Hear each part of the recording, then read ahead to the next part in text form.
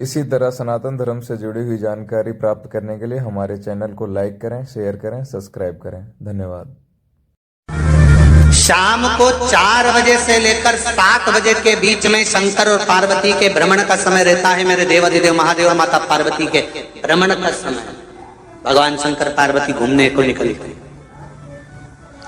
इसलिए हमारा सनातन धर्म कहता है शाम के समय पर माताओं को झाड़ू नहीं लगाना चाहिए, शाम के समय पर माताओं को चूड़ी बिछिया नहीं बदलना चाहिए, शाम के समय पर माताओं को मांग में सिंदूरा नहीं भरना चाहिए, शाम के समय पर माताओं को बाल नहीं बांधना चाहिए, शाम के समय पर माताओं को चौखट पर नहीं बैठना चाहिए। उसका कारण क्या है? क्योंकि पार्वती जी ने भगवान भोलेनाथ जी से कहा था कि तुम मुझे रोज शाम के समय प्रदोष काल में भ्रमण के लिए लेकर जाते हो, मेरे लिए आज्ञा क्या है? शंकर भगवान ने कहा सुनो पार्वती, मंदिर के अंदर नंदी रहता है, जाने वाला यात्री जब मंदिर में मेरा दर्शन करने आता है तो नंदी के कानों में कहकर जाता है कि शिव जी को मेरे यहाँ लेकर आना।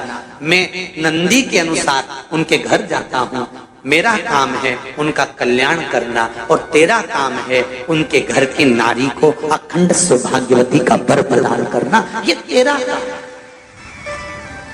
तब पार्वती माता ने कहा अखंड सौभाग्यवती होने का वर मैं तो दे दूंगी, पर उस समय पर माताएं चूड़ी बदल रही होगी, हाथ से चूड़ी निकाल रही होगी तो मैं वर कैसे दे सकती हूँ? मांग भर रही होगी तो मैं वर कैसे दे सकती हूँ? उस समय पर चूड़ी बिछिया बदला जा रहा होगा तो मैं वर कैसे दे सकती हूँ? उस समय पर झाड़ू लग रही होगी तो मैं लक्ष्मी को वहां कैसे भेज सकती हूँ? आप बताओ। तो शंकर भगवान ने कहा प्रदोष का समय एक ऐसा समय होता है, शाम का समय ऐसा होता है जिस समय पर केवल शंकर और पार्वती की आराधना का समय होता है।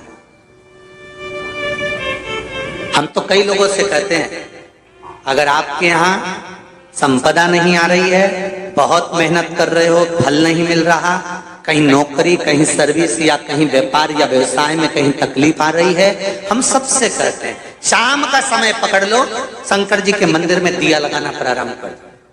शिव मंदिर में अगर दिया नहीं लगा रहे हो तो बेलपत्री के पेड़ के नीचे दिया लगा। बेलपत्री और शंकर जी के मंदिर में दिया नहीं लगा रहा तो शंकर जी के मंदिर के बाहर चौखट पर दिया लगा।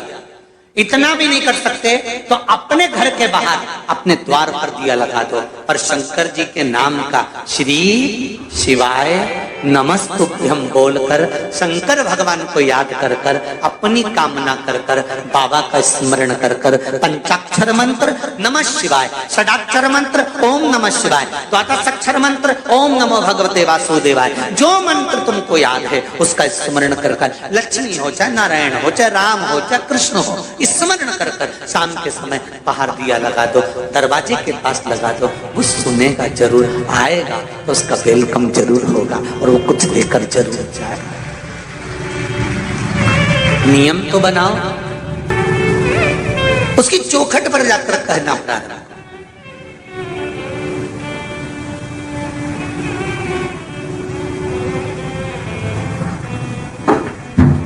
बृहस्पति महाराज ने कहा कि शाम का समय जो प्रदोष का समय होता है उस समय पर इंद्रदेव तुम शंकर जी की आराधना करो। शिव आराधना से शंकर जी जो मार्ग प्रशस्त करेंगे, शिव आराधना से जो शंकर जी कहेंगे वो तुम करना। ठीक है, आराधना करी बाबा भोलेनाथ जी।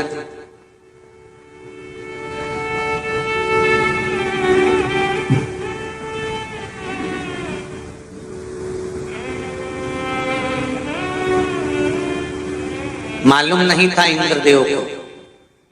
बृहस्पति महाराज ने प्रदोष की महत्वता समझाई तो प्रदोष का समय जानकर शंकर जी पर 7 बेलपत्र प्रदोष के दिन इंद्र ने समर्पित कर दी बिना सोचे। कितनी बेलपत्र? 7।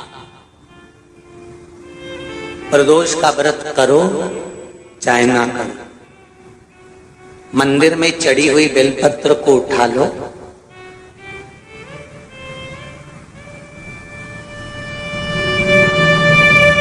बेलपत्र का ब्रह्म कमल बना लो,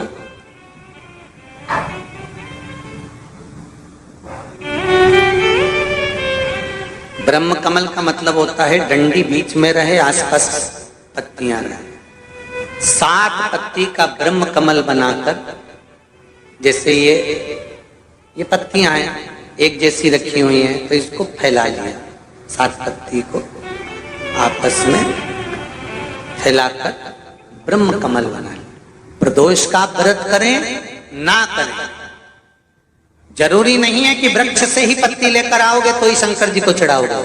शिव जी पे से चढ़ी हुई उठाकर धोकर ब्रह्म कमल बनाकर बाबा से विनय कर कर, हे प्रभु आज मैं इस काम के लिए जा रहा हूं, बाबा मेरा यह कार्य है, बोलकर श्री शिवाय नमस्तुभ्यम बोलकर शिवलिंग पर समर्पित कर दो। दिन भर के प्रदोष व्रत का फल बाबा एक बेलपत्री समर्पित करने पर ही प्रदान कर देता है। शिव प्रदोष व्रत कर रहे हो, उससे बढ़कर कोई प्रसन्नता नहीं, पर नहीं कर